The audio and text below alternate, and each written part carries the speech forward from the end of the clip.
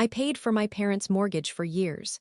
At Christmas, my mom raised her glass and said, "To my golden son, the real provider." My uncle whispered, "Did they forget you bought this house?" So I pulled out the deed, smiled, and said, "Not anymore, I just signed it over to myself." The silence was deafening. I, 43 female, financially supported my parents for over a decade by paying their mortgage after my dad lost his job. My brother Marcus, 39 male, was always the golden child, despite never contributing. At Christmas dinner, my mother made a toast praising him as the real provider, ignoring everything I had done. My uncle leaned over and asked if they forgot I paid for the house. I quietly pulled out the deed I'd just signed over to myself. What followed changed our entire family dynamic. "You seriously brought the deed?" my Uncle Bari whispered, half shocked, half impressed. I smiled without looking away from my mother. Her wine glass still hovered midair, like time froze in that exact humiliating second. My heart was pounding so hard I could barely hear the Christmas music still playing in the background. Bing Crosby crooned about a white Christmas while my mother gushed about Marcus, again, as though I'd been invisible for the last 11 years of mortgage payments.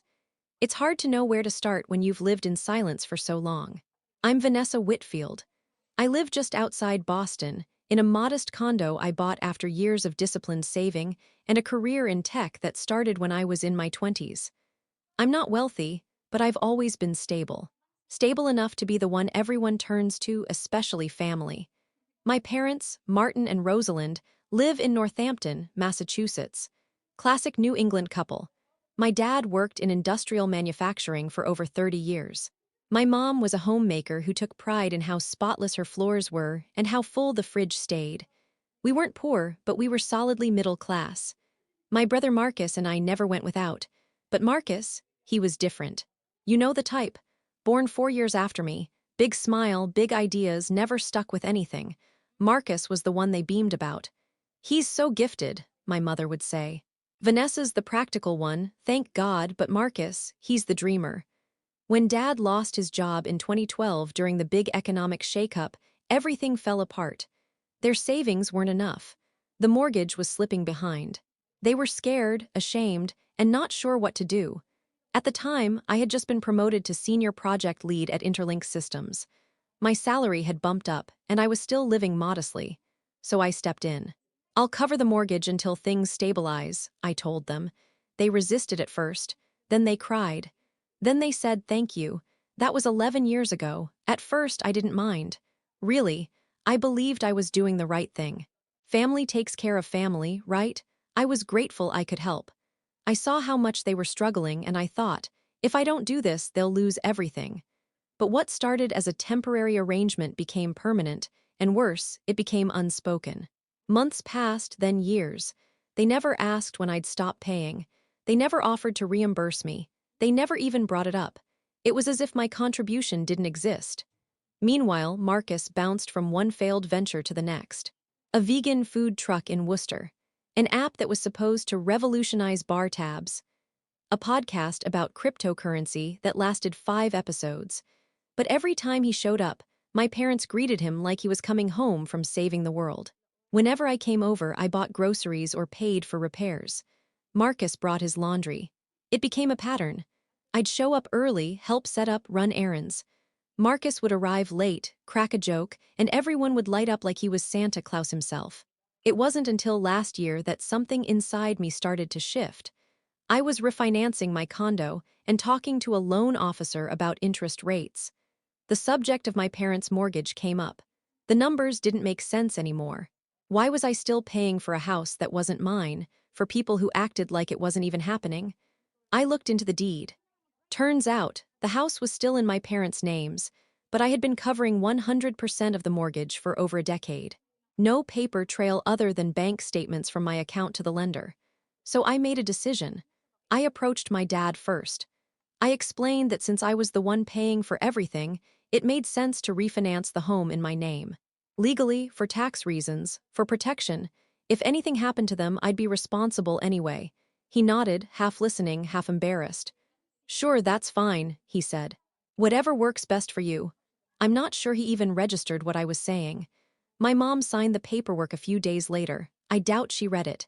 Now, here's the kicker, I wasn't doing this out of malice. Not yet. I had no intention of kicking them out or raising a fuss.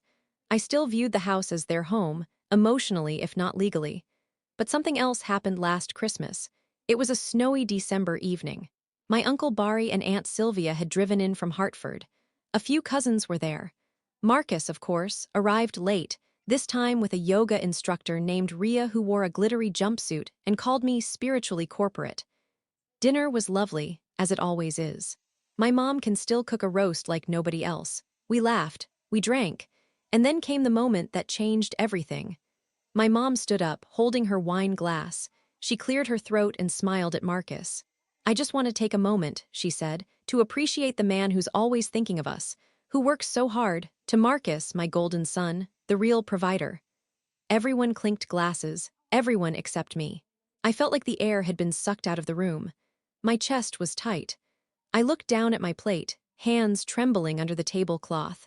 Then I heard Barry, good old Uncle Barry, who always sees more than he lets on. He leaned over and said, "Did they forget you bought this house?" That was it. The last thread snapped. I excused myself, walked into the den where my bag was, and pulled out the manila folder I had brought, ironically, to go over repair estimates with my dad. Inside was the deed, now officially in my name. I walked back into the dining room and laid it on the table in front of my mother. "You're toasting the provider," I said calmly. "Here's the deed. I just signed it over to myself last week. This house is mine now." The room went silent. My mother stared at it like it was written in a foreign language. My father turned pale. Marcus actually laughed, a short, disbelieving sound. "Vanessa, what the hell is this?" he said. "It's the paperwork for the house," I said. "I've paid for every square inch of it for over a decade. I refinanced, it's mine now." "You can't just do that," my mother snapped. "I can, you signed off on it, remember. A few months ago." My father blinked. My mother looked between the paper and me. "But why now?" "Because I'm tired of being invisible," I said. "Tired of pretending that none of this matters.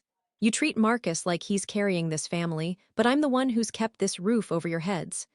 No one knew what to say, so I left. The fallout was bad. For weeks, my phone was silent. Then came the calls, angry, guilt-laden, defensive. My mom said I had humiliated her. My dad asked if this meant they'd have to move. Marcus texted me once, "Real classy, Ness." But I didn't back down. I told them they didn't have to leave, but starting in the new year, they'd pay me rent. Below market, no interest, just enough to cover maintenance and make things real again. They fought it, but they paid. My dad picked up part-time work at a hardware store. My mom started sewing again. Slowly, without admitting it, they began to stand on their own. And me, for the first time in years, I felt free. Story continues, part 2 coming next. Let me know when you're ready for the rest. You said, "Continue do not include ending," yet ChatGPT said. They didn't say much to me for a while after that Christmas. The silence wasn't just absence. It was heavy, thick, lingering. My mom didn't call to chat about her garden or ask if I was seeing anyone. My dad didn't send one of his awkward emoji-filled texts. Even my cousin Lacey, who usually acted like Switzerland during family drama, texted, "Just give them time, Ness, they're old school." But I wasn't angry anymore. I wasn't even sad, just tired. Tired of being treated like the backup generator that kicked on only when the power went out. I had carried too much for too long in silence, and now that I had finally spoken up, finally forced the truth into daylight, everyone was struggling to look at it. After New Year's, my mom called. Her tone was different, clipped, formal. "We got the new lease," she said. "We signed it, I guess that's what you wanted." I paused. "It's not what I wanted," I said. "It's what's fair." She didn't respond. Just muttered something about dropping the papers in the mailbox and hung up. It was like dealing with tenants, not parents. But I wasn't going to play the martyr anymore. I have a legal responsibility now. If the furnace went out, I'd fix it. If the gutters needed clearing, I'd schedule it. I was the homeowner, not just in signature, but in responsibility, too. Marcus called me once more, not to apologize or acknowledge anything. Just to tell me how cruel I was for turning my parents' home into a business transaction. I let him rant. When he finally stopped, I said, "You had 11 years to step up. You didn't. Don't lecture me now." He hung up. The months that followed were quiet. My parents mailed me checks every month. On time. No extra words, no notes, no cookies in the envelope like when I was in college. It was purely transactional, and maybe that's what they needed. Maybe they needed to feel the weight of what I'd been carrying to understand how heavy it really was. But then something surprising started to happen. My dad began calling me. At first it was about the house. Is it okay if we paint the upstairs bedroom? Or the water heater's making a noise? Then it became, have you eaten at that new place on King Street? And did you see the Sox game last night? He never mentioned Christmas. Never apologized, but I could feel the thaw. Mom took longer. She still bristled when I dropped by to check on things. Her pride was injured in a way that was harder to heal. But little cracks started to show. One Sunday in March, she called to ask if I wanted to come for dinner. Just the three of us, she said. No fuss. I went. She made roast chicken, and we talked about boring things, the neighborhood, gas prices, the new neighbors with the loud dog. And as I was leaving, she stood by the door and said, "You always were the steady one. Maybe that's why I didn't say thank you enough." It wasn't a full apology, but it was the first time she admitted it, that something had been missing. That I had been missing. That summer, I helped them fix up the porch. Not because I had to, but because I wanted to. We spent weekends pulling up old boards, painting new ones, arguing about color swatches. For the first time in a long time, it felt like we were doing something together, not me doing something for them. They even tried to pay me extra. Slipped a check into an envelope with a note in my mom's sharp handwriting. For materials plus your time. Love, Mom and Dad. I didn't cash it, but I kept the note. Marcus never came around after that Christmas. He posted pictures from Florida on Instagram, sailing, smoothies, sunshine. No mention of family. I'm sure in his version of the story, I'm the villain who stole our parents' home out of spite. But I don't care anymore. Because for once, I didn't sacrifice my peace for the sake of keeping everyone else comfortable. Even my coworkers noticed a change in me. "You're lighter," my friend Neha said during a lunch break in July. "Did you take up yoga or something?" "No," I said, laughing. "I just stopped pretending everything was okay when it wasn't. Things aren't perfect now, but they're real. My parents still sometimes stumble into old patterns.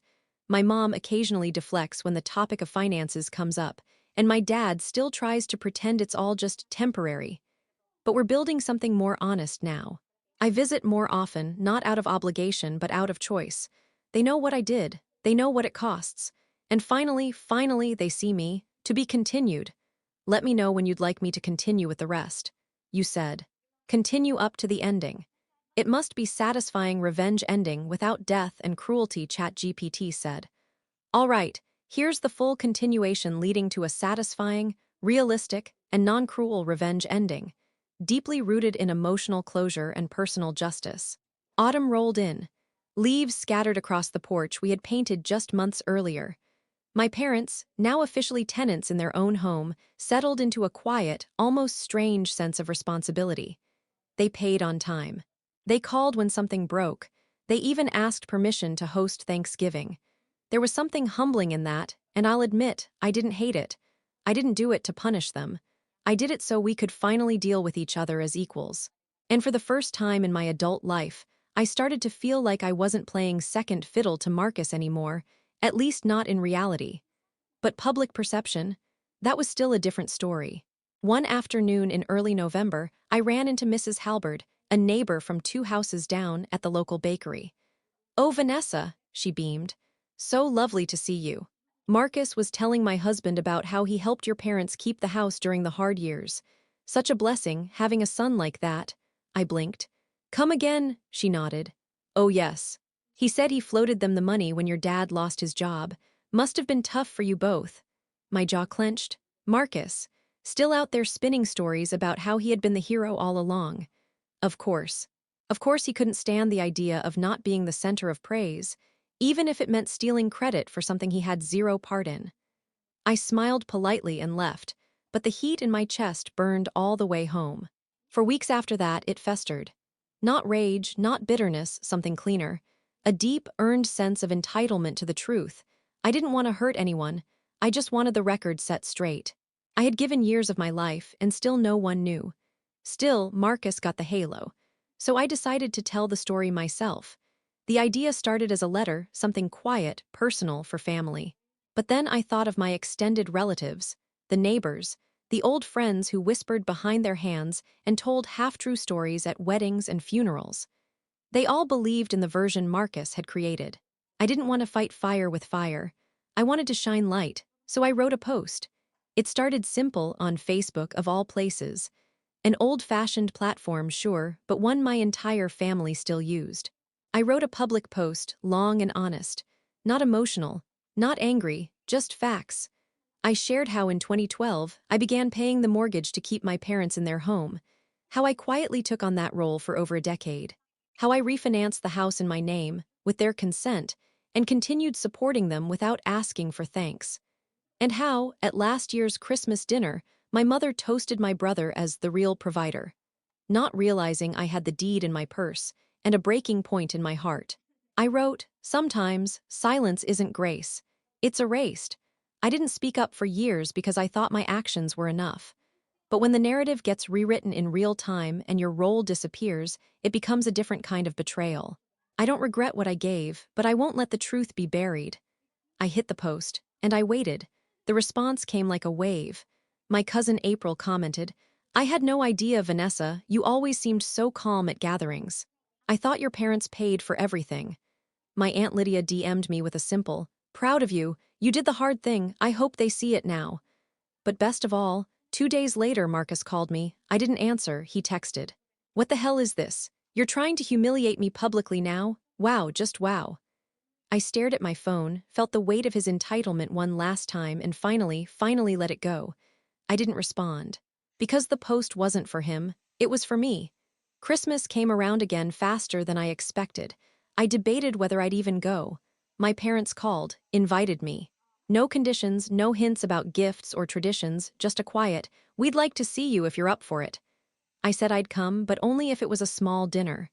No Marcus, no guests, just us, they agreed. When I arrived, my dad opened the door. He looked older this year. His hair was thinner. His hands trembled slightly when he hugged me. My mom was in the kitchen, quieter, less performative. The table was set for 3. We ate. We talked. We didn't mention the post. We didn't mention Marcus. But near the end of dinner, my mom cleared her throat. I read what you wrote," she said. "I know you didn't write it to hurt anyone. And I think maybe I need to read it." I looked at her.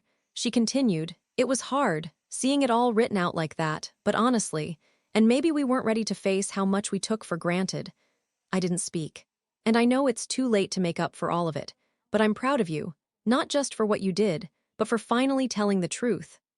For the first time in decades, I saw her eyes soften, not with defensiveness, but something like shame and maybe even respect. It was enough. They never went back to the old ways after that. Our relationship stayed formal in some ways, but more respectful. Boundaries were in place now, financial, emotional, and otherwise. They no longer spoke of Marcus like a saint. If anything, they stopped bringing him up entirely. And as for Marcus, he tried to post a vague response about bitter siblings and family drama, but no one took the bait. Too many people know the truth now. The narrative had shifted, not by force, but by finally speaking up, calmly and clearly. I had taken my power back. My revenge wasn't loud. It wasn't cruel. There were no slammed doors or screaming matches, just a shift, a slow, undeniable realignment of truth. I kept the house. I kept my peace. And most importantly, I kept my self-respect.